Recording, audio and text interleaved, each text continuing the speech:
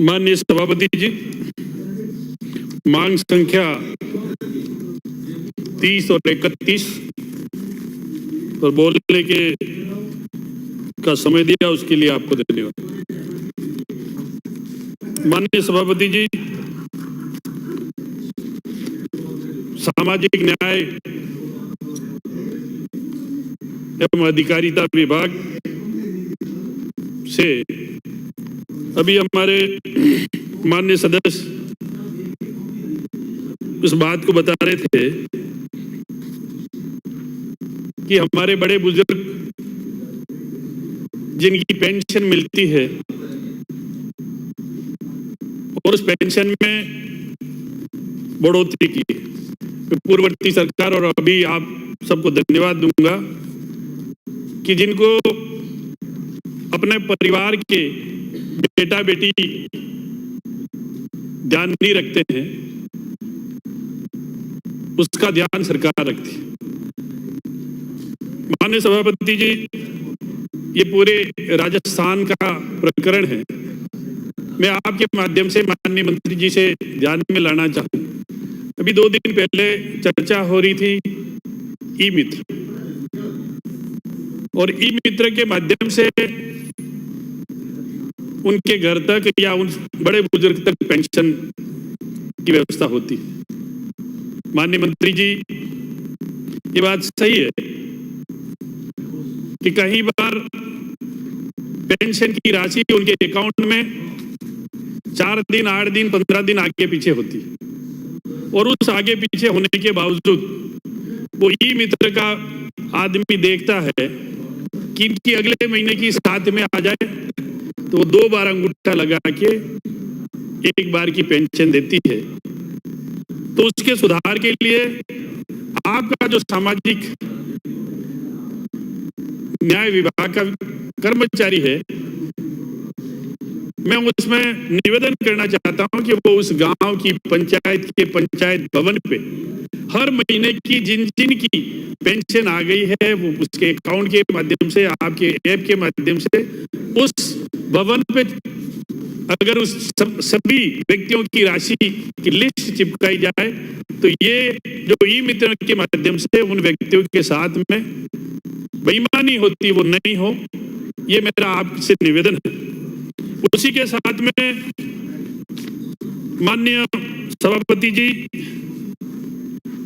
समाज कल्याण विभाग से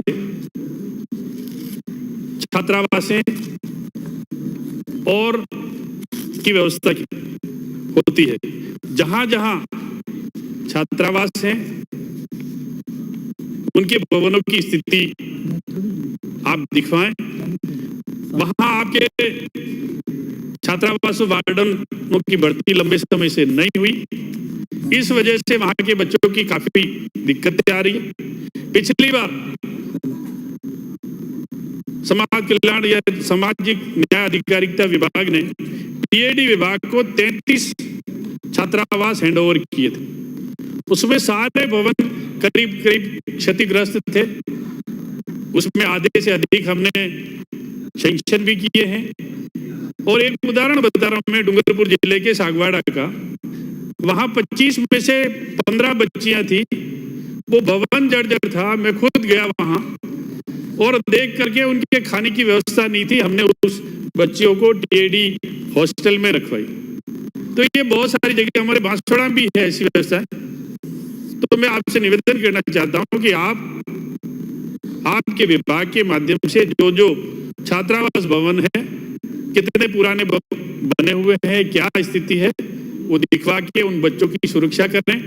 और खाने की व्यवस्था को लेकर बहुत सारी जगह में टीएडी पे भी उस बात पे आऊंगा, तो आप अपने विभाग के जितने भी छात्रावास हैं, आपका कोई एक अधिकारी उस पे लगा के समस्त हॉस्टलों की ऐप चालू करके, और वहां दिन में 1 बार 2 बार जब भी खाना मिलता है, लोकेशन वाइज अगर उसका आप डेली का उस ऐप पे या उस व्हाट्सएप पे जानकारी लेंगे तो उन बच्चों का खाने की व्यवस्था या उन बच्चों की रहने की व्यवस्था सुदृढ़ होगी, ऐसा मेरा मानना है। उसके साथ में विधवा बच्चियों के विवाह की बात है, मैं आपसे निवेदन करना चाहता हूं कि उसको भी आप बड़े सीरियसली दिखवाएं और दिखवा करके उसमें किन किन बच्चियों को लाभ मिलता है, किन को नहीं मिलता है, जो पात्र है उनको वो कभी कभी रह जाती है। ऐसी स्थिति में आप दिखवाएं। क्यों कि टीएसपी एरिया में बहुत सारी जगह ऐसी है कि जहां आज भी उस एरिया में जाने के लिए व्यक्ति को तकलीफ होती है, दूर है, पंचायत के हिसाब से किसी भी तरह से, तो आप उसको विशेष रूप से दिखवा करके वो भी आप एक सार्वजनिक तौर पर उस पंचायत में वो भी आप लिस्ट भेजें, ताकि वहां उसके साथ में जो भी छोटा मोटा अन्याय होता है वो नहीं हो। ये मेरा आपसे निवेदन है। बाकी पेंशन की बात है और पेंशन है, और विशेष करके पालनहार योजना में कुछ संशोधन करने की आवश्यकता है। पालनहार योजना में अभी तक हमारी सरकार ने राशि भी बढ़ाई है, हमारी सरकार ने उनके बच्चों को पढ़ाने की व्यवस्था भी की है, और जो माता पिता दोनों हैं नहीं है, उस परिवार में कोई दूसरा व्यक्ति उस बच्चों का लालन पालन करता है या उसके वहां रहते हैं, उनको भी मदद करने की बात कही है। पर मैं आपसे निवेदन करना चाहता हूं कि 3 बच्चों के की ही रखिए। अभी भी आप के सामने एक विधानसभा में बात भी उठी थी, माननीय हरिमोहन जी हमारे माननीय सीनियर सदस्य उन्होंने उठाई थी कि जाडोल के अंदर बच्चों का जो व्यवसाय हो रहा है, बच्चों का खरीद फरोख्त हो रही है, उसके मामले में तो आप उसको कंसीडर करें कि जिसके माता पिता नहीं है और 4 बच्चे हैं, 3 बच्चों का तो है आपके पालनहार योजना में, 4 बच्चे हैं तो उस एक बच्चे की भी आप राशि चाहे वो कम बढ़ाएं, कैसे भी बढ़ाएं, पर वो एक बच्चे की भी राशि बढ़ाएं तो आने वाले समय में और वहां के क्षेत्र के बच्चों को लाभ होगा। ये मैं आपसे निवेदन करना चाहता हूं। मैं माननीय सभापति जी, पूर्व में हमारी सरकार भी रही, मुझे सौभाग्य भी मिला जनजाति विभाग में काम करने का, और अभी उस पे चर्चा भी हो रही है। और माननीय मंत्री महोदय, जाडोल से आने वाले सम्मानीय मंत्री महोदय, मैं आपका धन्यवाद भी करूंगा, और उसके साथ में कुछ बातें भी आपको बताना चाहूँगा। पिछली बार की जो बातें हैं आपने काफ़ी अच्छे सुझाव भी दिए, उसके साथ साथ आपका जो पॉजिटिव रवैया रहा उसके लिए मैं आपका धन्यवाद देता हूं। और मैं भी आपका भाई होने के नाते राजनीतिक विचारधारा के हिसाब से भेदभाव कतई नहीं करूंगा। ये मैं सदन, पवित्र सदन में आपसे कहना चाहूँ, जरूर हम सब मिलकर के उस टीएसपी क्षेत्र के जितने आदिवासी हैं, बच्चे हैं, उनका हम सब मिलकर के कैसे भला करें, उस पर हमारे को मंथन करने की आवश्यकता है। उसके साथ में माननीय सभापति जी, मैं धन्यवाद देना चाहूंगा और समस्त जोधपुर संभाग के जितने भी माननीय सदस्य हैं उनसे भी निवेदन करना। इतने में बैठ जाऊं फिर? मैं जोधपुर संभाग के माननीय सदस्य उनसे निवेदन करना चाहता हूं और पूर्व मुख्यमंत्री जी को धन्यवाद देना चाहता हूं कि जिन्होंने वहां के जोधपुर के आदिवासी भील समाज जनजाति के भाइयों के लिए मारवाड़ बोर्ड का गठन किया, और उस मारवाड़ बोर्ड के गठन के माध्यम से माननीय मंत्री जी वहां अपना एक आरएस अधिकारी भी बैठता है जो पूरे जोधपुर संभाग को देखते हैं। और वहां पिछले टाइम पे जहां जहां पढ़ने की असुविधाएं थी, मैं खुद कई जिलों का दौरा किया। वहां आज जालोर की बात करें, 8वीं पढ़ने के बाद में, माननीय आहोर से आने वाले माननीय सदस्य कहना चाहूँ, 8वीं पढ़ने के बाद में जनजाति की एक भी बालिका आगे पढ़ने के लिए तैयार नहीं है। आहोर में भी हमने 50 बच्चियों का हॉस्टल उस समय खोला, वहां अभी भी इस साल की स्थिति नहीं, पर 25 से कभी बच्चियां आगे नहीं हुई। तो मेरा आप सबसे निवेदन है कि हम लोग वोट लेने जाते हैं, राजनीतिक विचारधारा से ऊपर उठ करके बात करें, वहां वोट ले आते हैं, पर उनके पढ़ाई के लिए जो व्यवस्था है हम उनको मोटिवेशन करें कि उनके बच्चा बच्ची जहां जहां छात्रावास, हर जिले में 2-2 छात्रावास पिछली सरकार में खुले हैं, उनमें बच्चे पढ़ाने के लिए आप उनको मोटिवेट करें ताकि वहाँ का बच्चा, वहाँ का आदिवासी का बच्चा पढ़ सके।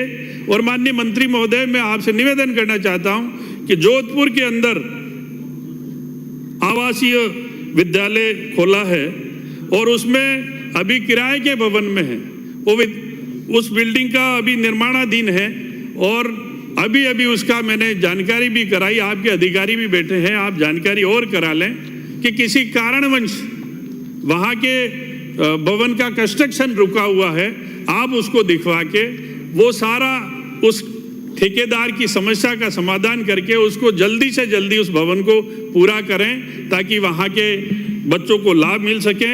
उसी के साथ में जोधपुर के अंदर हमने बहुउद्देश्य बालिका आश्रम छात्रावास खोला है, उसमें उस समय तात्कालिक तौर पे हमने 50 बच्चियों की क्षमता रखी थी। मेरा आपसे निवेदन है कि उन जिलों को ध्यान में रखते हुए वहाँ की संख्या बढ़ाई जाए, 25-25 बच्चियाँ और की जाए ताकि जोधपुर संभाग के तमाम बच्चियाँ वहाँ जाके अपनी तैयारी कर सके, पूरे राजस्थान की बच्चियाँ वहाँ जाके तैयारी कर सके। क्योंकि जोधपुर के अंदर कई तरह के कोचिंग सेंटर चलते हैं, तो अपने यहाँ उदयपुर डूंगरपुर के बच्चियाँ भी वहाँ जाती है। बंद कर दूँ? आपका 10 मिनट का टाइम। 10 मिनट तो कहाँ हो गए? 10 मिनट का टाइम दिया आपने। मैं बैठ जाऊँ, मेरे पास अभी और है मसाला बोलने के लिए और सुझाव अच्छे हैं आपके, तो मैं डिस्टर्ब। तो ऐसी स्थिति में माननीय मंत्री महोदय, वहाँ उन हॉस्टलों में छात्राओं का रोल बढ़ाया जाए। मैं कंक्लूड सीमित करते हुए मेरी बात को आगे बढ़ा रहा हूँ। माननीय सभापति जी, आप भी कपासन से पधारते हैं, कपासन में क्या स्थिति है, कैसी है, वो आप सबको पता है।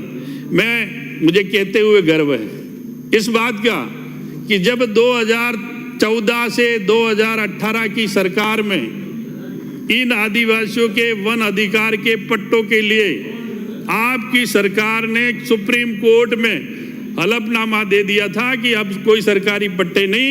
हमारी सरकार आते सुप्रीम कोर्ट को हमने एफिडेविट दिया और उस एफिडेविट के माध्यम से हमने 41,464 पट्टे व्यक्तिगत दिए और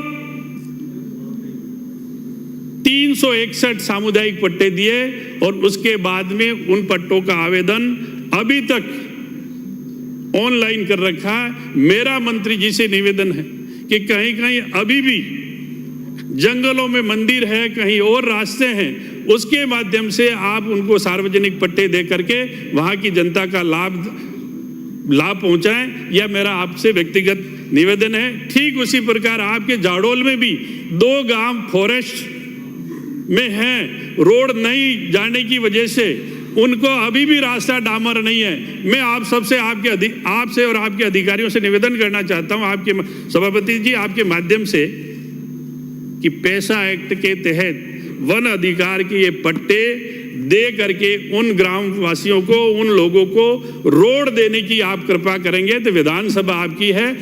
हम चाहते हैं कि उन लोगों को रोड मिले। मैं उसके साथ में लंबी बात नहीं करते हुए, घंटियां बज रही है, तो मैं आपसे कहना चाहता हूं माननीय सभापति जी, बहुत शॉर्ट कर रहा हूं मैं आपकी घंटी की डर से। आपका हो गया टाइम पूरा।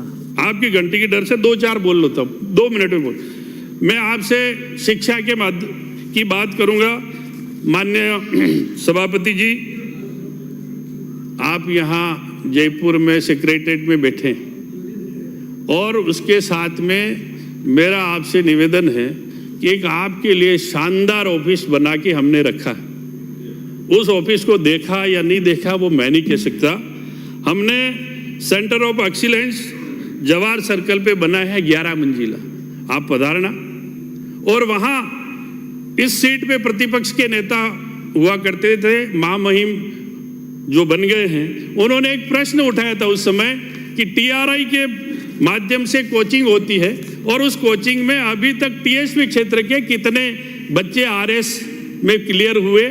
उसके एवज में हमने वहाँ 150 बच्चियाँ और 50 बच्चियों का हॉस्टल बनाया है, दोनों अलग अलग। मेरा आपसे निवेदन है कि हम अगर उन आदिवासियों का बच्चों का भला चाहते हैं, अभी किसी साथी ने भी उठाया था कि हमारे यहाँ एक हॉस्टल बनाया जाए ताकि बच्चे पढ़ें, तो उस हॉस्टल में आप किसी अच्छे कोचिंग सेंटर से बात करके हमारे यहाँ टीएसपी का बच्चा बच्ची उस कोचिंग के लिए व्यवस्था करके वहाँ कोचिंग कराएं। एक सेकंड के सर, मैं 1 मिनट में खत्म करा, व्यवस्था कराएं, ये मेरा आपसे निवेदन है। प्रताप जी 1 मिनट के अंदर। दूसरा मेरा आपसे सजेशन है कि हमने रोजगार मेला किया था और रोजगार मेला में 400 बच्चों को रोजगार दिया था। मेरा आपसे निवेदन है कि आप ठीक उसी प्रकार अहमदाबाद की, जोधपुर की, पाली की जो बड़ी बड़ी कंपनियां, उनसे बात करके जो बच्चे योग्य हैं उनका वहाँ प्लेसमेंट कराएं ताकि उन बच्चों को रोजगार मिले। उसी के साथ में एक बात दूसरी कह रहा हूँ, एक मिनट, उसी के साथ में एक मेरा दूसरा सुझाव है। वो सुझाव ये है कि जो बच्चे अच्छे अंकों से नीट जेईई में पास होते हैं, उन बच्चों की एक दिन की कार्यशाला रखें। अपने छात्रावासों में, आवासीय छात्रावासों में जो बच्चे अच्छा परसेंटेज लेके भटकते हैं उनको मोटिवेट करें ताकि वो बच्चे आगे जा करके कुछ कर्मचारी अधिकारी बन सके। ये मेरा आपसे सुझाव है। मैं लंबी बात नहीं करते हुए आपको, और एक दूसरा मेरा निवेदन है कि आपके अधिकारी यहाँ बैठे हैं। हमने पिछली बार चलाया था, माननीय सभापति जी, आप समस्त जितने हॉस्टल हैं उनका एक ग्रुप बना के वहाँ कौन से हॉस्टल में क्या खाना खिलाया जा रहा है, वो उस ग्रुप के माध्यम से सुबह शाम की ऐप बना के उससे जानकारी लें। कई वार्डन, हमारे समय जो वार्डन लगाए थे वो छोड़ के चले गए, क्योंकि मॉनिटरिंग बराबर होगी। आप भी वही बोलोगे, मैं भी वही बता रहा हूं, मॉनिटरिंग बराबर होगी तो हमारे बच्चों के साथ में अन्याय नहीं होगा। अभी और आगे है, 1500 करोड़ की बात है। माननीय आपके सेक्रेटरी साहब बैठे हैं, 1500 करोड़ कोई, माननीय सभापति महोदय, एक सेकंड, मांग संख्या 30 अंतिम माननीय सभापति जी, अंतिम, मांग संख्या 1500